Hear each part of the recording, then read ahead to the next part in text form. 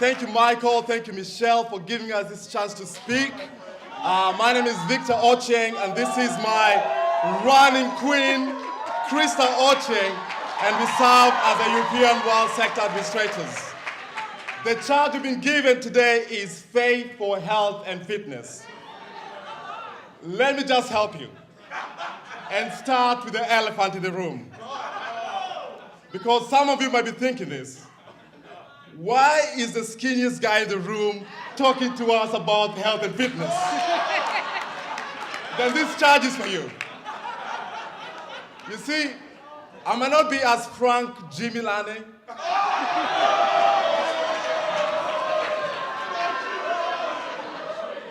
but one thing I know is being slim does not equal healthy.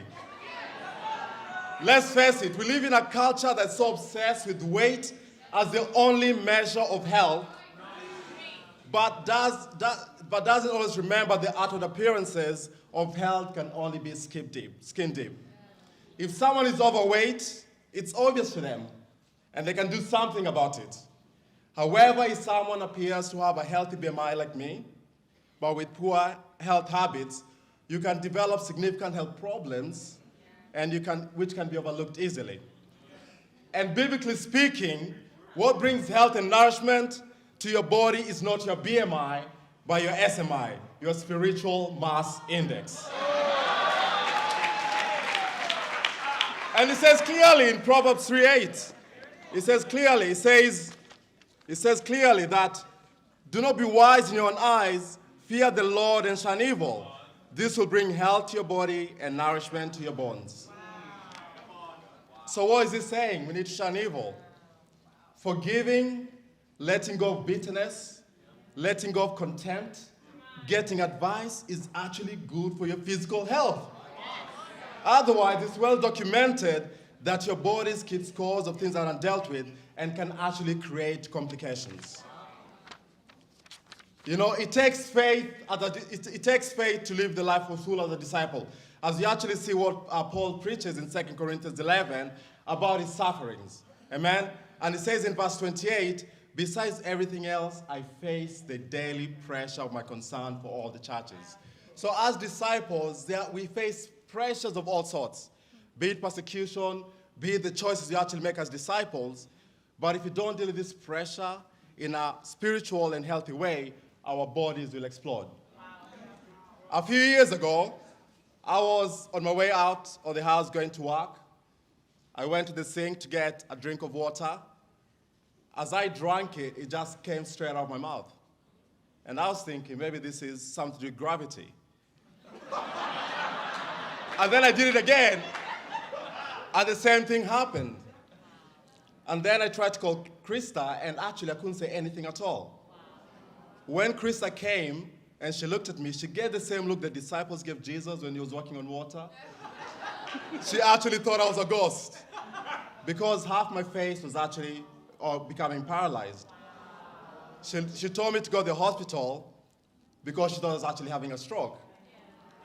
But being the man, you know, I was like, babe, I'm gonna sleep it off. You know, sometimes when you have a stroke, you sleep it off. But amen, I listened to my wife and I went to hospital. And I actually suffered from Bell's palsy, which actually is like when your face becomes paralyzed because your body has been under intense pressure. And if I actually hadn't gone to hospital in due time, that would have actually left like a mark as well. For me, this was a wake-up call because I thought, obviously, my health is looking okay, my BMI is okay, but I never took my health seriously in terms of what I was eating and how I was actually working out because I thought slim is equals healthy. But amen, I repented, amen? I started small, and I've been consistent going to the gym. I've been getting my medical checkups. If you're in Europe, it's actually almost free, amen? So you better go and do that, and I can actually see the dividends for that. You know, just a few months ago, we had the Summer Olympics in London. And you know when the call comes, it's like, what race do you want to do? No one wants to go for the endurance races.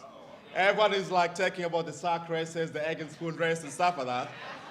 So as a 44-year-old man, a father of 3 young kids, with 2 full-time jobs, I had to come out of retirement and run against campus.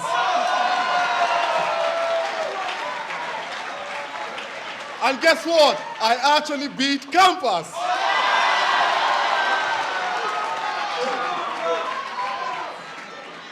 And I can feel your pain. I actually know that. Because I know that just because you might have like a healthy BMI, but I know some of the campus brothers, they are on a junk food and video game diet. That's why I beat them.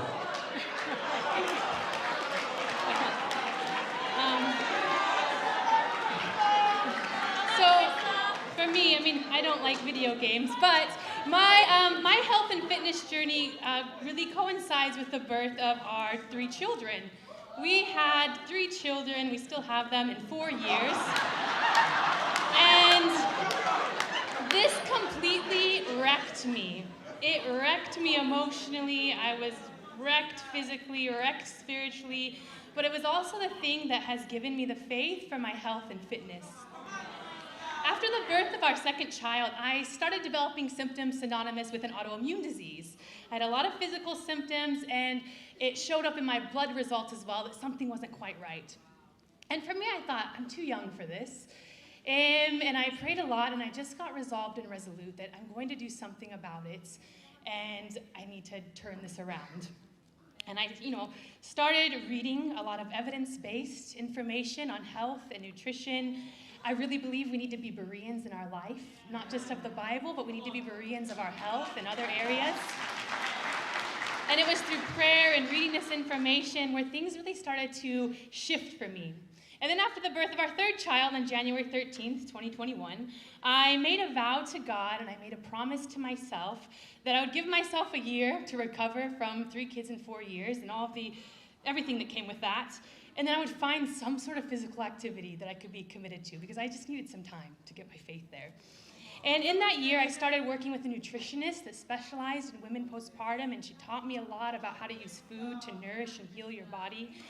And then in October of that year, I was taking my kids to the park, and I saw this group of people. They were wearing running clothes, and they were old and young and large and small and short and tall, and they were smiling, and they looked happy like they were having a great time. And I thought, maybe I'll like this. Let me go see what it is. So I went and asked them, what is this? And they said, oh, we're a beginners running group, and we start the next cohort in January. And I said, okay. So I went home, and I signed up for their January group. And the first session for me, as God would have it, was on January 13th, 2022. 1 year after I'd vowed to God that I would do something. And I've been running and doing other things ever since then. Hebrews 12:1 says, therefore, since we are surrounded by such a great cloud of witnesses, let us throw off everything that hinders and the sin that so easily entangles, fixing our eyes on Jesus, who, marked out this race for us. I got that wrong. But I didn't start running to get skinny or to be a marathon runner or to win prizes or because somebody told me I needed to exercise to lose weight. I started running because I was ready to change, and I had a conviction that I needed to change.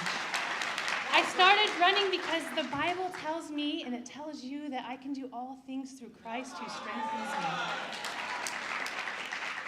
I am a normal lady, right? I'm not a gym bro. I'm not a fitness instructor.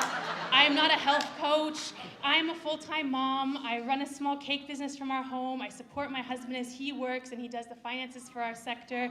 I'm very busy. I'm more than a little tired, but I want to live my life to the full as Jesus promises. And I want to set an example for my children. What is your why? Hebrews 12:1 says we are surrounded by a great cloud of witnesses. My great cloud of witnesses in my health journey has been my husband and my children. We focus on being a team in our family and everything. And Victor has taken a lot of time out of his work schedule so that I can have time to run. And our children, they like to do the countdowns for me while I'm doing my warm-ups and my stretches to warm down, and they improve their counting. And I really couldn't do what I'm doing without their support.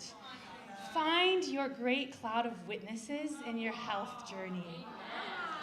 Find sisters that aren't down on you, like, oh, sis, I saw you're eating carbs. Oh, sis, you didn't do your workout. That doesn't help anyone. Stop that. Right? If you know your sister's on a journey and she had a bad week, a bad month, you know, together, be a great cloud of witnesses for each other. Let us throw off everything that hinders and the sin that so easily entangles. What hinders you? What's the sin that so easily entangles you? For me, it can be shame. Shame about how I look, shame about the size of my body, shame about how much slower I run than other people, shame about the things people have said to me about me regarding the things I just listed out. That can hinder me if I let it. Now, it might be something different for you. Enter hindrance or sin here, copy paste. Let me tell you something, sisters. Shame does not produce lasting change.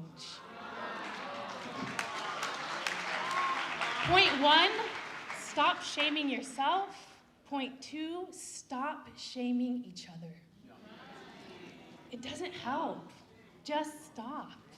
When we shame ourselves and we shame each other, we spur on disordered eating and exercise habits. We want to spur each other on towards goodness, towards love and good deeds. Be kind and faithful in the way that you speak to yourself and the way that you speak to each other. Nike said it best. Just do it. Just choose some sort of movement. Move your body. Just do it. Something you actually enjoy, something that you can sustain and maintain. Stop using exercise as a punishment for the food you ate. That will only make you resent it and go back to shame. Start small, be consistent, and persevere in your race. Do not despise these small beginnings, for the Lord rejoices to see the work begin. Thank you.